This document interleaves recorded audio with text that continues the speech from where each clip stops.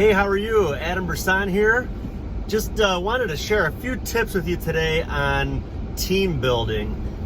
For those of you who don't know, my main job now is primarily to focus on recruiting, training, working with agents, to see to it that they have a long-lasting career in this business. And I never really saw the value in team building when I first got in the business. I went out there, I wrote a ton of business, and I did well. I was successful. I would make company trips, and I was on one company convention, and I started talking to some people that were also there that I found out were just making a lot more money than me, and I was trying to figure out why, and what it was the fact that not only were they good personal producers, but they were also building teams. And that's kind of when I just kind of learned and saw the value and the opportunity where, I mean, not only could I make a good income going out and personally producing and doing this myself, but by helping people get into the business, training, working with people, and helping them build a career. It would not only benefit them financially, but it would help me as well. So like I said, that's really my main job now. I still get out in the field, but nowhere near as much as I used to. Last year, I think I wrote about maybe between 60 and 70,000 in premium. So it wasn't an awful year personal producing, but to me, that's really part-time, 60 to 70 a year. Just a few quick tips. If you're a producer and you're doing well and you're thinking about maybe starting to build a team, I'd recommend to start small. And there's a few different things I mean by that. Don't go out and just try to recruit a ton of agents right away. And also don't get agents lined up with 10 different companies. Now the reason for that, the reason that I think it's good to start small with only bringing on a few agents is because you want to make sure that you're able to communicate with those agents and work with them and train them. Now, not every agent needs as much training as others, but some agents they might need a little bit extra assistance.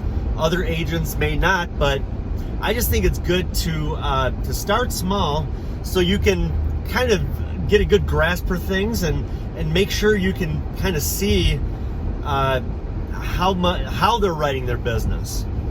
If you're bringing on agents that have been in the business for a long time, and you bring them on and you notice that right away they're producing and they're writing a lot of business, I mean, that's great, but you want to figure out how they're writing their business. Are they writing that business off of leads? It's a good idea to, I mean, I know how important leads are in this business. And if I bring an agent on and they haven't ordered any leads through me yet or through one of my company's lead vendors, and I see that they're really producing a lot of premium, well, right away to me, there's some red flags there. I mean, how are they generating this business? Are they replacing business that they maybe had written with other companies?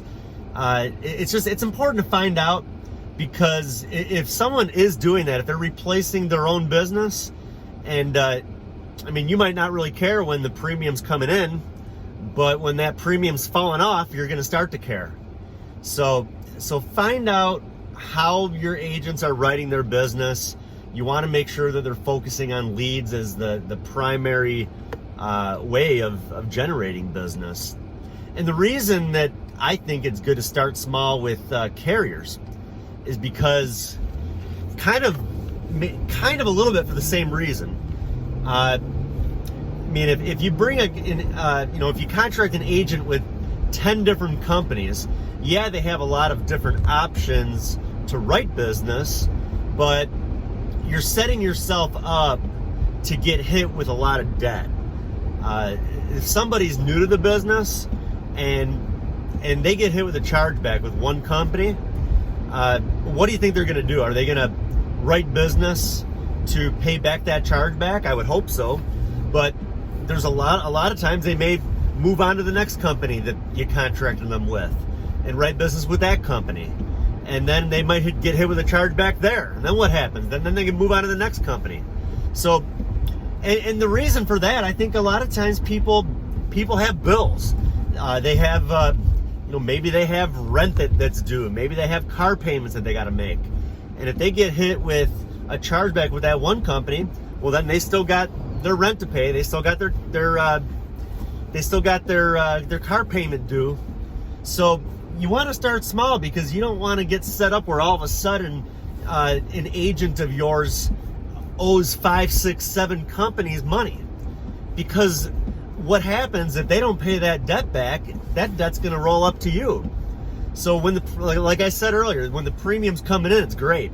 But when that premium is going away, when that agent starts to get terminated by different companies due to the fact that they owe money, and when that agent doesn't pay that money back, well, then that's coming right back to you. So just something to think about. Start small. Contract the agent with maybe one company that that you can get a lot of business issued with, where their rates are very reasonable, where it doesn't take long to get the business issued, where they're easy to do business with. And then maybe set them up with like a guaranteed issue company, where if that first company doesn't take the person, at least they have that backup. They got the guaranteed issue that'll pretty much take anything. From there, get to know the agent, and as time goes on, you can add more. But like I said, I think it's good to start small.